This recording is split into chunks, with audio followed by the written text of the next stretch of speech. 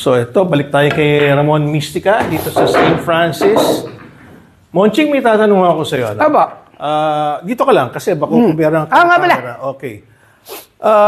Pakibaba mo nga yung tako mo. Pagulungin mo nga. Yan, diretso. Diretso po. Oh. Okay. Yan bang pinakamagandang paraan para makita mo kung diretso ang tako? Opo, dito. Yan, pwede din. Yan, kita nyo, diretso siya. Oh. So, pagka lumiko yan, may bengkong na. Okay. Ngayon, ang gusto kong malaman, kasi alam ko sa kahoy, na-adjust mo yung bengkong di ba? Yung mga ganito, hindi na, pagka nakita mo may konting gewang, dito lang yan ina-adjust. Nagbabawas lang sa shop. Dito. Hindi, ang sinasabi ko, paano kung carbon fiber nagkaroon ng gewang? Ay, hindi pwedeng mangyari yun. Carbon fiber yan Kung magkaroon man, yung pagdating dito, diyan nagbabawas. Ang carbon fiber walang pagkabaluktot. Ganun ba? Okay. Hindi ko kasi solid yan solid. Oo, solid po. Hindi katulad ng maple shop. Talagang pagka bumaluktot ng konti, wala na. Yun ang yun ang malaking diferensya. Yun ang sasabi ko kasi pag bumili ka ng kahoy, no? At naiwan mo sa mainit, pwedeng bumengkong. Malaking bagay. Yun ang problema.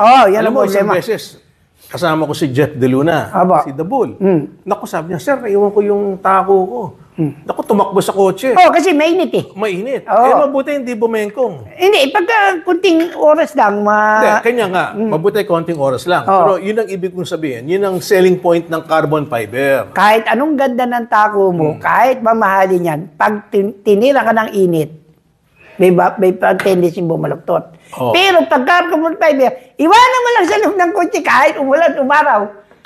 Wala pagkabaluktot. Hindi lang. Ang advantage ng carbon fiber, kanya marami nang naglilipatan sa carbon fiber, hindi ka na magpapatay ng mga puno. Hindi na. Wala na. Well, kung environmentalist ka, kasi para magkaroon ka ng shop na wood, kailangan magpapatay ka ng mga puno.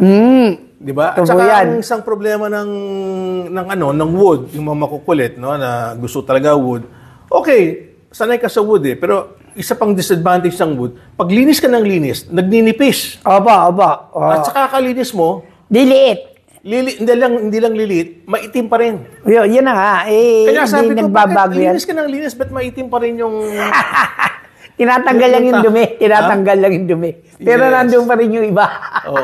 Pero yun pa rin ang gusto kong maintindihan meron pa rin mga pro, nagsilipatan na sa carbon fiber, pero meron pa rin naka-wood. Siguro gusto nilang maramdaman. Hindi, kasi depende sa sir. Sa player, sa player. Depende. Gamay-gamay. Meron yung gamit niya, kahit anong gandang tako, pero tira niya, tatama bola siya.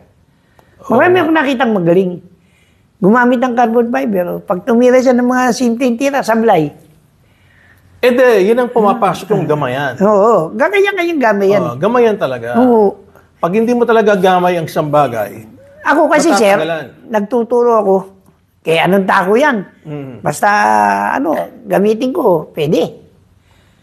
Wala akong Pero nung gumamit ako ng carbon fiber, mas malaki advantage. Meron ka bang kahoy niya sa bag mo?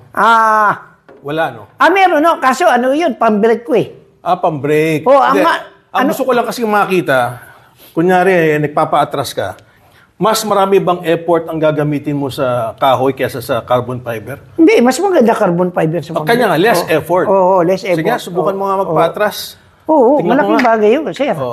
Malaking bagay yun. Mas less effort, Kasi mas matigas siya. Mas matigas. So less effort. Kaya ito. So hindi mo kailangan lakas. Ito, simple lang. Ginaganon ko lang sa sir.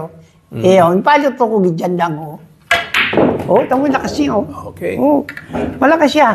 Sige, mukhang kinakatok na tayo dito. Okay. Mag-overtime na tayo. Ibenta mo na yung sarili mo at sana Ako po si The Maestro, Monching Maestro Mistica. At kung kailangan nyo gusto magpaturo, kontakin nyo na sa aking FB page sa 0919-558-7634. At yung mahilig sa Jade Flowers, yung mga gustong mahilig sa tako, bumili ko kay Jade Flowers, ako lang ang kontakin nyo sa FB page o sa aking cellphone number, may libre kayong 2 hours na turo. Okay? Maraming salamat po. Bye-bye, Monching. Goodbye. Thank you.